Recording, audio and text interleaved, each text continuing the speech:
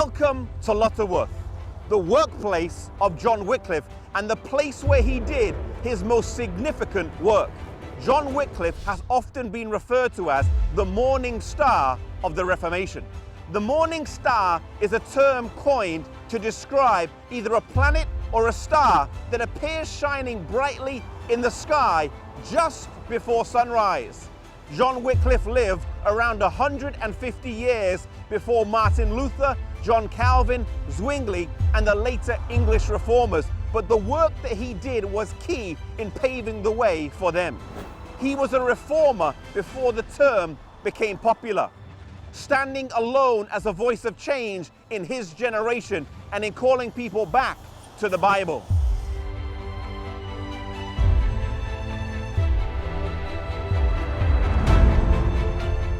Educated at Oxford University, he was a scholar and an unrivaled debater. It was whilst he was a student that he first incurred the displeasure of Rome in denouncing the friars and their lazy lifestyle. He was a champion of civil and religious liberty.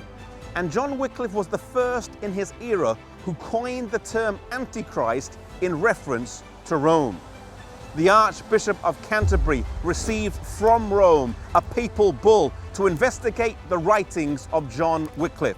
But due to his standing at Oxford University and the goodwill he had amongst the people, this was never followed through.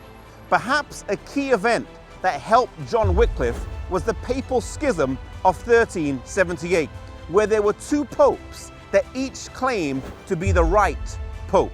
And so amidst this confusion, Dzon Viklif was left in a state of relative peace to carry on the work that he was called to do.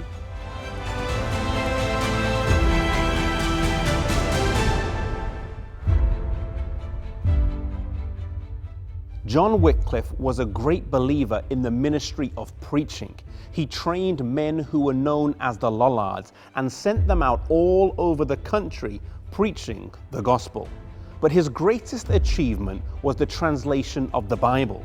Today, we might not grasp the gravity of this, but back then, to read the Bible in the language of the people, as opposed to the Latin, was seen as heresy, something that was forbidden and viewed as dangerous. A church leader in Wycliffe's day, commenting on his translation, said these words, "And so the gospel pearl is thrown before swine and trodden underfoot, and that which used to be so dear to both clergy and laity has become a joke, and this precious gem of the clergy has been turned into the sport of the laity."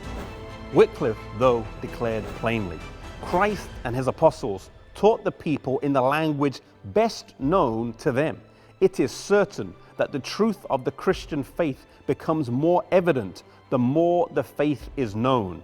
Therefore, the doctrine should not only be in Latin, but in the common tongue.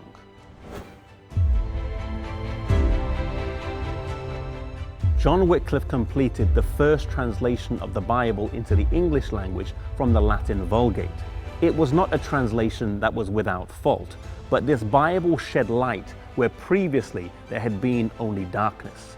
The Bible once read could do only one thing, pierce through the spiritual darkness that was covering England and Europe at the time. The beams of light began to shine now. The revolution that would be the Reformation would become unstoppable. Today we have the Bible easily accessible. And today I want to challenge you to commit to read God's Word every day, to spend time in His Word, because as the psalmist says, the entrance of thy words gives light.